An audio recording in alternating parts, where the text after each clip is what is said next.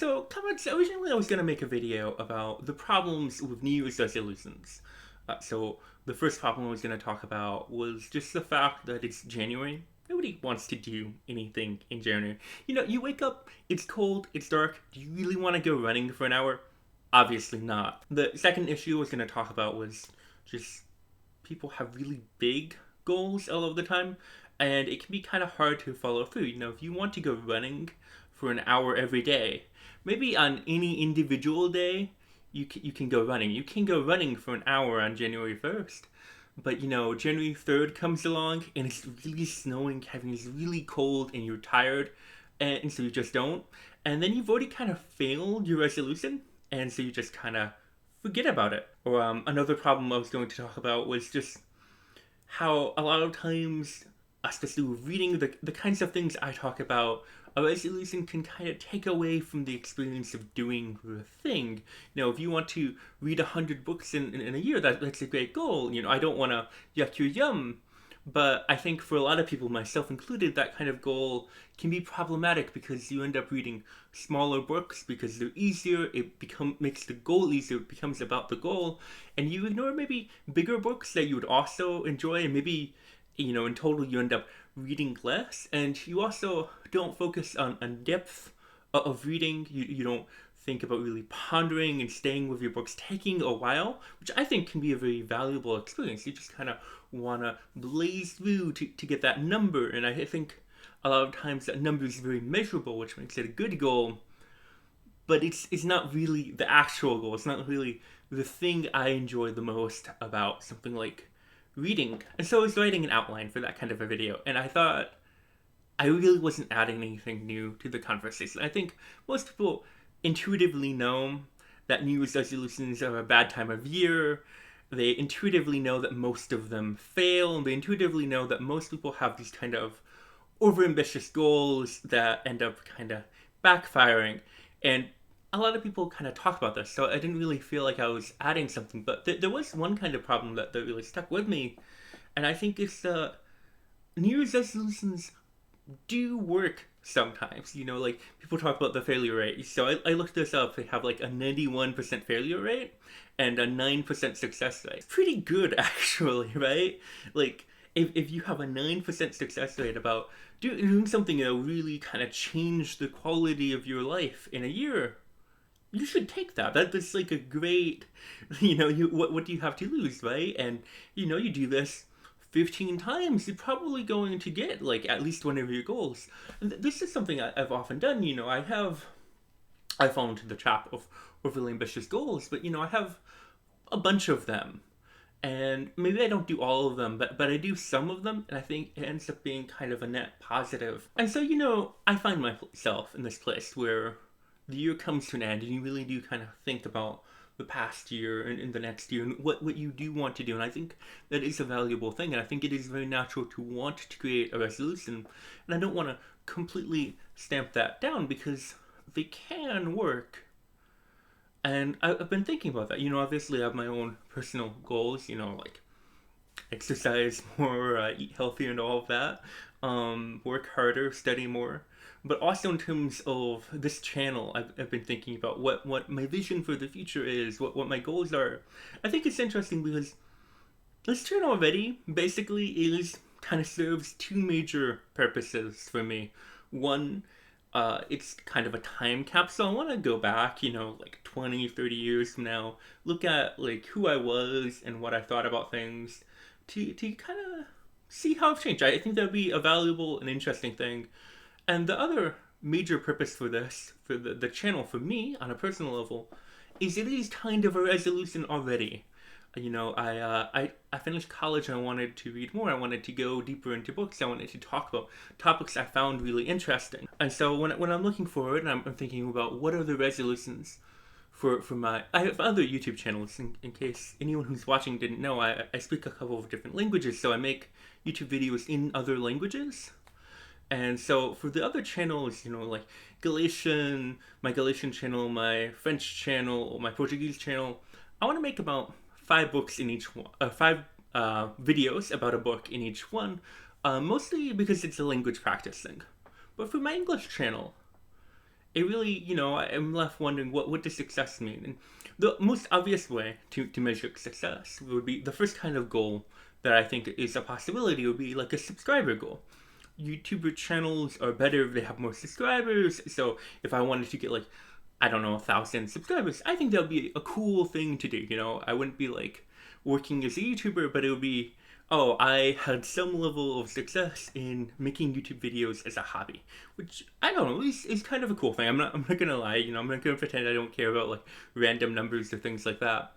And the other goal is the kinds of videos I would make. And there are a lot of videos I want to make. I want to make more videos about Spanish. I've made a few. I want to really kind of go through that, make maybe about 20 or 30 to the point where I cover all of like the basics of Spanish grammar and things I find interesting about Spanish. And so if it ever comes up, I could point to someone and say, hey, I have a video about this. This is an interesting thing. Especially, I teach Spanish, and so it might just be a useful resource whenever I want to teach a certain concept. I can say, hey, if you want to, if you like my explanation, you just want to hear it more, you can see me talk about it more. The other thing, obviously, the primary goal is to talk about books. And one of the things, really since I kind of started making videos again, about 9 months ago, one of the ideas in the back of my head is I wanted to make a book from every English speaking country. And, I've kind of chipped away at that a little bit just by accident. I obviously have made videos of books from the United States, my home country, with a lot of literature, and the United Kingdom, really big English-speaking country with a lot of literature, but also Ireland, which is nice. But that still leaves me with like another 50 countries that I really haven't gone through, and I'd like to kind of start chipping away at that. I made one video about rhetoric, I think, and I wanna expand on that. I wanna make a lot of videos about rhetoric just as a resource, just as pushing my own horizons. This is a resolution for me that this channel to try new things, to think about things, to try and explain things so that I will understand them better. And I think that would be a really valuable thing, especially because later on I want to go into more poetry and the works of Shakespeare. I think having a basic rhetorical foundational knowledge would be really helpful. Doing analysis, I'd be able to point at things and go, oh, this is a specific rhetorical device. I think that would be really cool. I want to talk more about the history of English. I want to talk about this book right here. It's Teach Yourself Doric. It's about the Scots language or dialect. I think of it as a language, but and also Learn Malayalam. I can't even say the name of the language in 6 weeks. I saw this like, you can't learn a language in 6 weeks. So I want to go through this more than I have already and see what you could learn in 6 weeks. I think that's an interesting thing. I want to make books about videos. I want to make videos about more poetry. I want to make videos about Italian. And so there are all these things I want to make videos about. And I realize this is kind of in conflict with my first type of goal. The kinds of videos I want to make, they're not like super popular niches, but also it's pretty eclectic, it's pretty scattered. And if you want to have a lot of subscribers, you have to niche down. You have to make high quality videos about one thing that people are going to want to watch. And I think realistically, if I try and follow all of my desires about the kinds of videos I'd like to make, it's going to be a little too random. The person who wants to hear about the Scots language might not want to hear about the book I read from Micronesia. But there is another kind of resolution I've had that I've been thinking about. It's one I've failed a couple of times for various reasons, but I've always enjoyed, and it's to cook more things, to add like a new dish to my cooking menu like every week or something like that. And inevitably I fail, every time I try and do this. But I do think it is helpful for me just to, learn how to cook more things and add more variety to my diet. I think that's always a good thing. And so I want to stick with resolutions that are achievable and that if I do fail will still kind of be helpful in the long run. There'll be things I will have enjoyed doing, things I will have liked. And so For the first kind of number thing, I'm setting a resolution just so a year from now I can look back at this and, say I failed or I didn't. I think it's just a fun thing to do. I want like 100 subscribers. It seems achievable. It seems like I'm not focusing too much on subscribers itself. It doesn't really matter one way or another. I'm not like making any money off of this, obviously. And the other goal, the vision I have for the future of this channel is I really like the videos where I make an in-depth analysis of one book, and I go really hard into that one book. Something I did with like the Bell Jar or the Epic of Gilgamesh. I want to do more of that kind of a video, and so I want to do those at least once a month. And then for all of the other things, I want to do at least 2 of those per month. So there might be a theme. I might do a few videos about Vedic, a few videos about Spanish, a video about Scots, a second video about Scots, a book about a video I mean about Malayalam. Maybe I'll be able to pronounce it by then. And anyone who is interested in that kind of thing can subscribe, and hopefully I'll find at least 20 of you. If you're still watching this, thank you, and I hope you have enjoyed seeing kind of the future plan.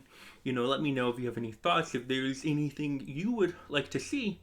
And if you haven't subscribed yet, you could be one of those 20. You could help me make my year. But yeah, that's the basic plan. So about a minimum of 3 videos per month is my goal. 1 video about a book, and then 2 other videos about these kind of more broader topics. And with the videos about books, I'm going to continue to focus. And with the videos of books, it's still probably going to be pretty random. I want to integrate more books from other countries, continue with some classics, some random children's books I find interesting, some horror, some books that might be historically important but might not be talked a lot about. Anything that really kind of interests me. So if you have a book recommendation, you always feel free to go for it. But good night, good day, good potato. Also, good year. I don't know if that made a sound. Let's try that again. Oh. I think I need a new potato. This one's doing soft on me.